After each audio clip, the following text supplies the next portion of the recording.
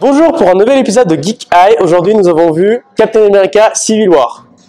Avec dans le rôle titre Chris Evans, Robert Downey Jr., Scarlett Johansson, encore plein de gens. En gros tous les Avengers sauf Hulk et Thor. Et c'est réalisé par les frères Russo. L'histoire, donc on reprend directement après les événements d'Avengers 2 et les incidents donc de la Sokovie. Ces incidents vont être rappelés, remis sur le tapis avec tous les autres incidents qu'ont pu causer les Avengers donc par le colonel Ross. Et en gros pour faire simple, les Avengers vont être divisés par un projet de loi afin de réglementer et de, on va dire, fonctionnariser leurs activités, ce qui ne va pas plaire à tout le monde, car il faut pas oublier que le film s'appelle Captain America et est sous-titré Civil War, ce qui est vraiment pas pareil que si le film s'était appelé Civil War. Donc on a une nouvelle aventure avec les Avengers qui sont divisés et en contrepartie on continue l'arc de l'Hydra qui a été lancé déjà depuis Captain America First Avenger. Les points positifs, la 3D est géniale. Honnêtement, dès les premières minutes du film, les 3D étaient vraiment bien j'ai trouvé. Faucon, un personnage qu'on avait survolé dans Captain America le soldat de l'hiver, survolé dans Avengers 2 en fait, et il se retrouve en fait au final un personnage vachement cool. Ses ailes lui servent à quelque chose, pas qu'à voler, en fait il y a vraiment toute une interaction avec ça. L'action,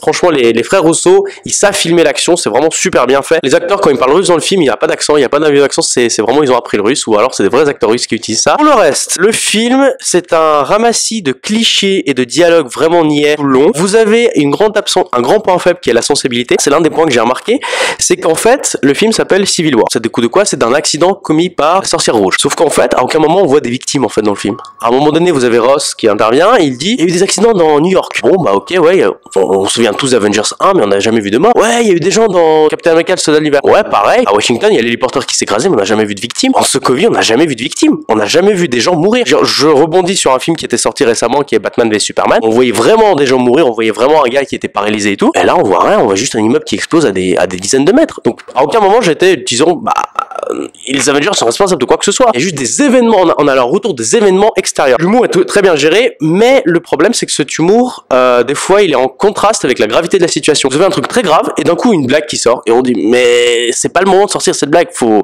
qu'on reste dans la gravité. Il y a 1 milliard de personnages, il y a 4 millions d'intrigues, ça part dans tous les sens, on sait plus quoi suivre. En plus ils nous introduisent des nouveaux personnages comme par exemple Black Panther qui est vraiment cool, qui est vraiment très cool comme là. J'ai envie de voir le film Black Panther. Spider-Man qui est introduit comme une merde à la fin du film. Bah honnêtement j'aurais préféré d'avoir moins de Civil War et plus de nouveaux personnages, plus de Civil War mais moins de nouveaux personnages. Ils auraient dû doser, il y a un très mauvais dosage dans ce film. Le combat final dans l'aéroport, bah c'est cool mais bof. Là sur un aéroport vide, il y a pas d'enjeu, il y a pas vraiment pas d'action et comme vous avez compris Civil War, ça a rien à voir avec le BD. J'ai acheté la BD hier, je l'ai lu, elle est géniale. Et là ils nous ont fait un sorte de bouli-boulga. Pour moi note finale du film 3 sur 10. Honnêtement j'étais très déçu, franchement je clash quoi. Globalement je suis assez en désaccord avec pas mal de choses que t'as dit et pourtant je suis déçu. Je vais pas être aussi méchant parce que j'ai quand même vraiment pris un bon plaisir à mater le film. Donc déjà pour essayer de faire ça dans l'ordre, j'ai trouvé la 3D dégueulasse, inutile, mais ça c'est mon problème personnel avec la 3D. Là je te rejoins, le film part vraiment dans beaucoup de directives. On n'est pas venu voir Civil War, on est venu voir avant tout Captain America 3. Donc au final moi je m'étais vraiment laissé emporter par la hype de Civil War, comme toi je me suis refait la BD. C'est pas que j'étais déçu de voir qu'on se centrait plus sur le cap. Les persos l'Hydra j'en ai un petit peu marre, mais bon au final il faut avouer que c'est quand même un Captain America avant d'être un Civil War solo et que du coup ben c'est normal de poursuivre cet arc et de le conclure. Là j'espère qu'il est conclu, je pense que là l'Hydra est définitivement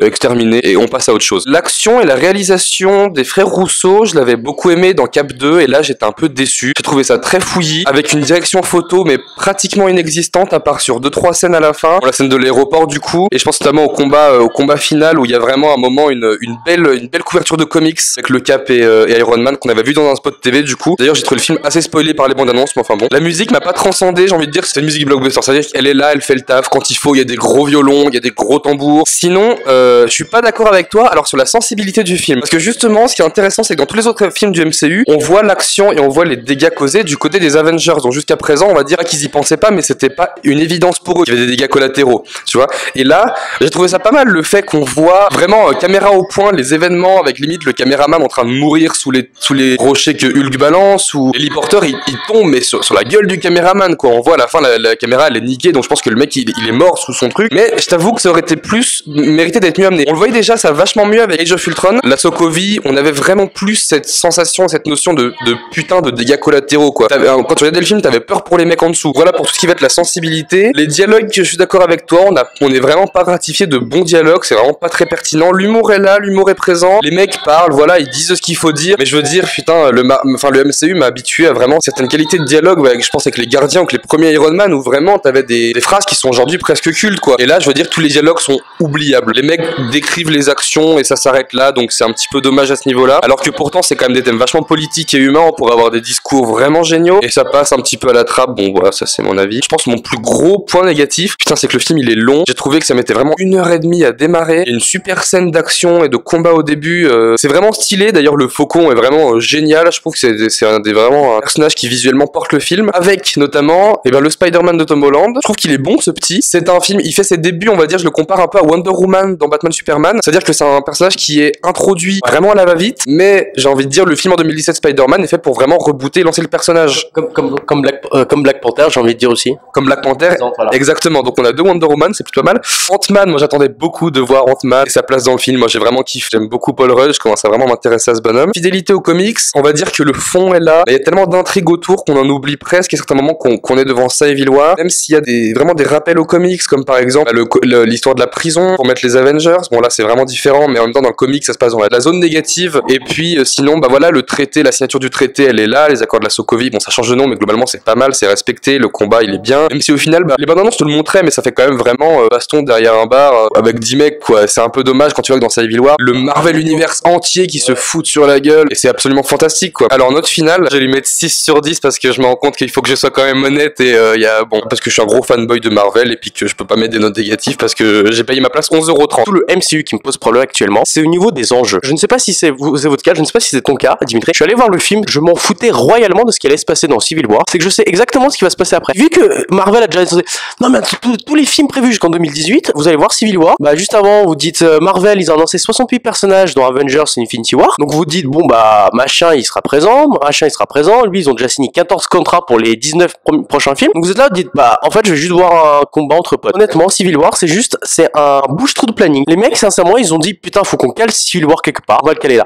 Et c'est ça le problème, c'est que je pense que s'ils auraient pas annoncé Avengers, ils auraient fait un Civil War et qu'à la fin ils te fassent apparaître Thanos en disant ah, les mecs on a déconné, on s'est battu comme des cons sur Terre, on a des gros problèmes qui nous arrivent sur la Terre, sur la planète après. Soit ils font pas Civil War, on a directement Avengers Infinity War, on a tous les personnages, on a les personnages de Netflix, des séries, on a tout qui vient. Et quand Avengers Infinity War a fini, là on fait Civil War. Et là Civil War a un sens. Ouais, c'est vrai qu'en fait je suis un peu dégoûté de ce qui est en train de devenir le MCU, c'est-à-dire que tout est super téléphoné, tout est prévu, tout est planifié, et du coup on n'a pas vraiment de surprise. On sait très bien qu'à la fin de la phase 3 ils vont niquer Thanos et qu'après on va repartir sur une phase et que le méchant de la phase 4 ce sera sûrement Galactus ou chez quelle autre connerie, puisque du coup ils sont obligés de faire plus grand. Et pour revenir à Civil War et sa place, c'est vraiment dommage parce que dans la BD des personnages héros de rue, notamment Daredevil, a un rôle mais hyper important, des personnages qu'on sait qui vont arriver. Donc il y a Black Panther, le Punisher a un rôle super important, Spider-Man est un héros qui est vraiment super implanté, alors que vous auriez attendu Infinity War même avant, histoire de rajouter les héros de rue, histoire que Spidey soit développé. Vous avez tout fait pour que ces héros n'apparaissent pas dans Civil War. Voilà, c'est dommage et je pense qu'on aurait pu avoir mieux, même si au final moi j'ai passé un bon moment et j'ai envie de dire je vois vraiment ça comme un blockbuster. Il y a ceux qui disent que Civil War est le meilleur film du MCU. Je vais vous répondre un truc, je suis con, ça me dégoûte moi-même de le dire, mais putain je regrette presque Age of Ultron en regardant Civil War quoi, parce que putain c'était jouissif. Et là moi. Bon, on peut conclure, note finale 4,5 sur 10. Ah, t'as changé encore du coup. Bah non parce que 3 plus 6. Ah ouais d'accord. Parce que vu que t'as mis 6, bah maintenant il y a plus la moyenne, donc 4,5 sur 10. C'est dommage on avait lu que des bonnes choses et je pense que le film aura un gros succès. De toute façon je connais Marvel. Merci beaucoup et à l'un de ces 4.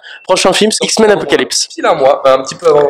Voilà, parfait, j'aurais fini mes partiels comme ça je pourrais vlogger. Merci beaucoup, ciao. Salut tout le monde.